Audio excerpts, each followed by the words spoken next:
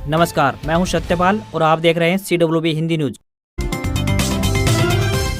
शक संवत 1945 विक्रम संवत 2080 आज ज्येष्ठ माह के कृष्ण पक्ष की त्रयोदशी तिथि और दिन बुधवार है। तदनुसार अंग्रेजी तारीख 17 मई सन 2023। आइए सबसे पहले एक नजर डाल लेते दिन भर की सुर्खियों पर। केरल में 4 दिन देरी से पहुंचेगा मानसून, 5 जून तक दस्तक दे सकता है। इस साल सामान्य बारिश का है अनुमान। कर्नाटक के सीएम का ऐलान आज होगा। कांग्रेस ने विधायक दल की बैठक बुलाई, सिद्धारमैया के नाम पर लग सकती है मुहर। चंडीगढ़ में आई क्लर्क और चपरासी के पदों पर भर्ती, बताएंगे पूरी अपडेट। हरियाणा बोर्ड के विद्यार्थियों के लिए खुशखबरी, हरियाणा बोर्ड ने जारी किया 10वीं कक्षा का रिजल्ट। अब आने वाला है फेबियन तूफान, हिंद महासागर में आगे बढ़ रहा मानसून स्ट्रीम बनने से रोकेगा। उधर मौका से बंगाल में 9 की मौत।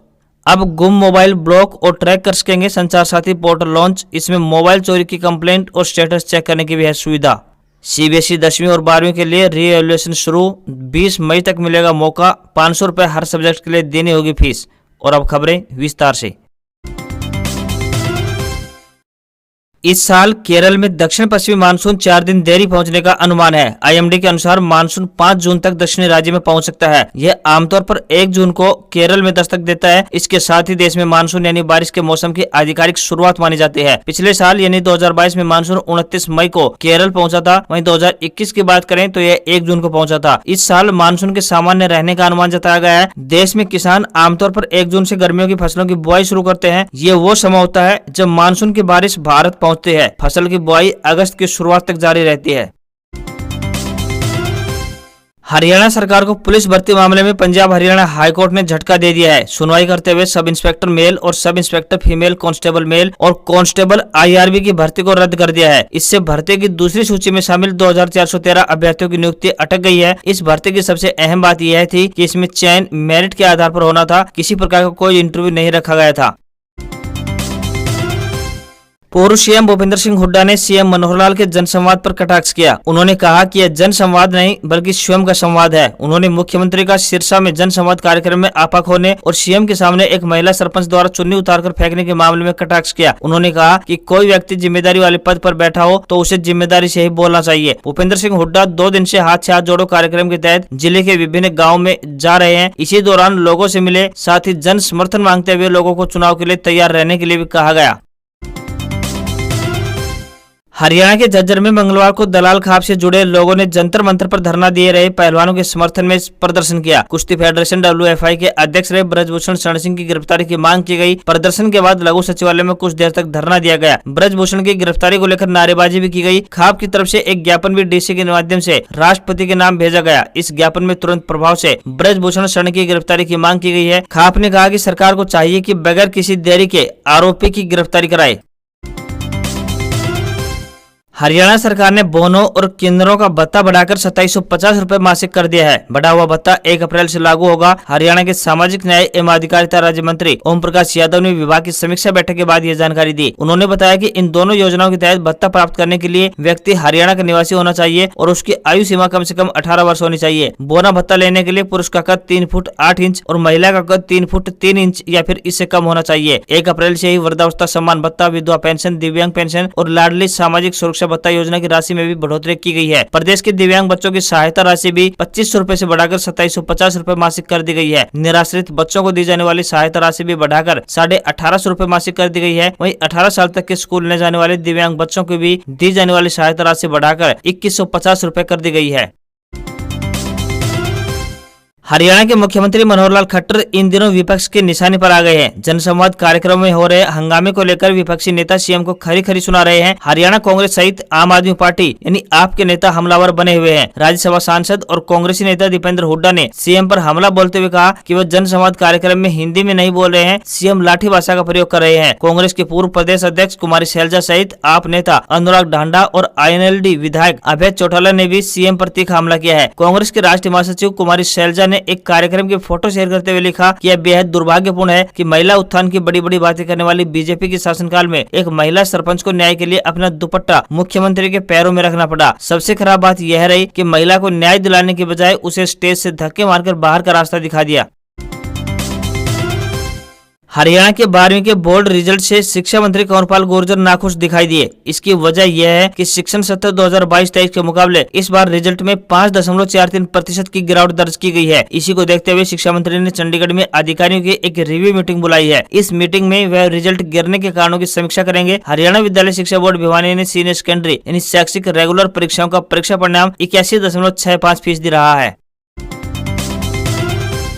हरियाणा विद्यालय शिक्षा बोर्ड यानी HPSC ने मंगलवार को 10वीं कक्षा का रिजल्ट जारी कर दिया। 10वीं कक्षा के रिजल्ट में भी 12वीं की तरह ही रेवाड़ी जिला 78.68% परिणाम के साथ पहले पायदान पर रहा। एक दिन पहले आए 12वीं के रिजल्ट में भी रेवाड़ी पहले नंबर पर रहा था। वहीं 10वीं के रिजल्ट में रेवाड़ी ने पहले नंबर पर मस्तापुर स्थित सनराइज हाई स्कूल की छात्रा चंचल पुत्री दिनेश रही। चंचल ने 495 अंक हासिल किए हैं। रामनगर के हिंदू सीनियर सेकेंडरी स्कूल की अनामिका ने भी 495 अंक हासिल किए हैं। वहीं भाकली के SKG सीनियर सेकेंडरी स्कूल के छात्र साहिल यादव पुत्र सतपाल ने भी 495 अंक हासिल किए हैं। वहीं दूसरे स्थान पर चरखी दादरी जिला रहा। परीक्षा परिणाम में जिला महेंद्रगढ़ ने पूरे प्रदेश में तीसरा स्थान हासिल किया है। हरियाणा विद्यालय शिक्षा बोर्ड यानी HBSC की 10वीं के रिजल्ट में फतेहाबाद के भुन्ना के रहने वाले हिमेश ने स्टेट में टॉप किया है। उन्होंने 500 में से 498 अंक प्राप्त किए हैं। वह भुन्ना के प्राइवेट स्कूल में पढ़ रहा है। रिजल्ट में टॉपर आते ही हिमेश ने माता पिता का पैर छूकर आशीर्वाद लिया। हिमेश ने अपनी कामयाबी का श्रेय माता पिता और अध्यापकों को दिया। हिमेश ने कामयाबी के बारे में बताते हुए कहा कि मैंने क्लास के पहले दिन से पढ़ाई शुरू कर दी थी। कभी यह नहीं सोचा कि एग्जाम करीब आएंगे तो पढ़ाई करूंगा। उस वक्त प्रेशर भी बन जाता है। इसी वजह से रोजाना स्कूल से घर लौटने के बाद 4 से 5 घंटे की वह पढ़ाई करता था।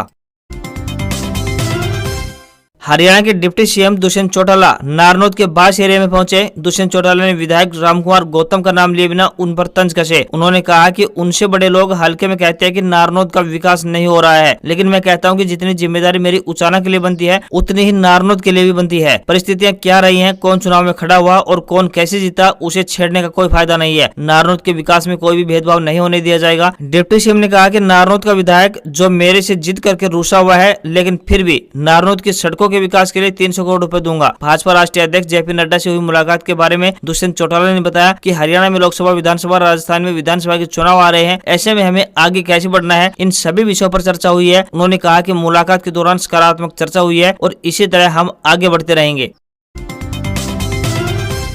मौसम की भविष्यवाणी करने वाली प्राइवेट एजेंसी स्काईमेट के मुताबिक एक शक्तिशाली चक्रवात फैबियन दक्षिण हिंद महासागर से ऊपर की ओर बढ़ रहा है। इसे तट तक पहुंचने में लगभग 1 हफ्ता लग सकता है। यह मानसून स्ट्रीम के बनने में रुकावट डाल सकता है। उधर म्यांमार के तट से टकराने के बाद मौका तूफान कमजोर होता हुआ दिखाई दिया, लेकिन इसका असर भारत के पूर्वी राज्यों पर भी पड़ा। सोमवार रात पश्चिम बंगाल और मिजोरम में तेज आंधी आई। इसके चलते कोलकाता और साउथ बंगाल के कुछ जिलों में 9 लोगों की मौत हो गई है। मिजोरम में सड़क किनारे खड़े पेड़ लाइट के खंभों पर टूटकर गिर गए। कोलकाता में आंधी के बाद तेज बारिश हुई, जिससे जनजीवन प्रभावित होता दिखाई दिया। कोलकाता हवाई अड्डे पर 84 किलोमीटर प्रति घंटे की रफ्तार से हवा चलने के कारण सोमवार शाम 5:30 बजे से लेकर 6:20 के बीच कोलकाता हवाई अड्डे पर उड़ान बाधित होने के कारण 5 फ्लाइट्स को डाइवर्ट किया गया, तो वहीं 12 उड़ान भरने में देरी हुई। वहीं तेज आंधी के चलते सियालदह और हावड़ा मंडल के विभिन्न खंडों में ट्रेनों की आवाजाही भी प्रभावित हुई। राजस्थान में सोमवार देर रात उत्तर पश्चिमी जिलों में आंधी के साथ बारिश हुई है। कई स्थानों पर ओले भी गिरे हैं। बीकानेर चूरू एरिया में करीब 70 किलोमीटर प्रति घंटे की स्पीड से अंदर चला। शैक्षणिक संस्थानों और सरकारी नौकरियों में आर्थिक रूप से कमजोर वर्गों यानी EWS के लिए 2019 में शुरू किया गया 10% आरक्षण बरकरार रहेगा। सुप्रीम कोर्ट ने मंगलवार को अपने फैसले की समीक्षा की मांग वाली याचिकाओं को खारिज कर दिया है। कोर्ट ने याचिकाओं को खुली अदालत में सुनवाई के लिए भी सूचीबद्ध करने की याचिका को भी खारिज कर दिया। वर्ल्ड टेलीकॉम डे से एक दिन पहले यानी मंगलवार 16 मई को टेलीकॉम मंत्री अश्विनी वैष्णव ने संचार साथी पोर्टल लॉन्च किया। इस मौके पर उन्होंने कहा कि जब कोई भी इस पोर्टल पर मोबाइल खोने की जानकारी देगा तो इसके बाद कुछ आइडेंटिटी वेरिफिकेशन होंगे। उसके तुरंत बाद ऑनलाइन टेलीकॉम ऑपरेटर और लॉ इन्फोर्समेंट एजेंसी के साथ इंटरेक्ट करके यह पोर्टल फोन को ब्लॉक कर देगा। वैष्णव ने बताया कि केवल सिम को ब्लॉक कर देना कोई सोल्यूशन नहीं है, फोन को ब्लॉक करना भी जरूरी होता है। इसके साथ ही इस पोर्टल के जरिए कोई भी यह चेक कर सकता है कि उसके नाम से कितनी सिम चालू है। अगर आपको इसमें ऐसा कोई नंबर दिखाई देता है जो आपने नहीं लिया है तो उसे भी ब्लॉक किया जा सकता है। हरियाणा राज्य बाल कल्याण परिषद चंडीगढ़ में चपरासी क्लर्क के पदों पर भर्ती के लिए आवेदन मांगे गए हैं। आपको बता देंगे भर्तियां कॉन्ट्रैक्ट आधार पर की जाएंगी। जो भी उम्मीदवार इन पदों के लिए इच्छुक हैं वे ऑफलाइन माध्यम से अपने आवेदन भेज सकते हैं। महिला व पुरुष दोनों वर्गों के उम्मीदवार आवेदन कर सकते हैं। आवेदन करने की अंतिम तिथि 20 मई 2023 तय की गई है। क्लर्क आवेदक प्रथम श्रेणी से 12वीं पास अथवा स्नातक पास होने चाहिए तथा उन्हें कंप्यूटर पर टाइपिंग का ज्ञान होना चाहिए। वहीं चपरासी के पदों के लिए आवेदक 10वीं पास होने चाहिए। आयु सीमा 21 वर्ष से लेकर 42 वर्ष निर्धारित की गई है। इन पदों के लिए आपको आपको ऑफलाइन आवेदन भेजने होंगे।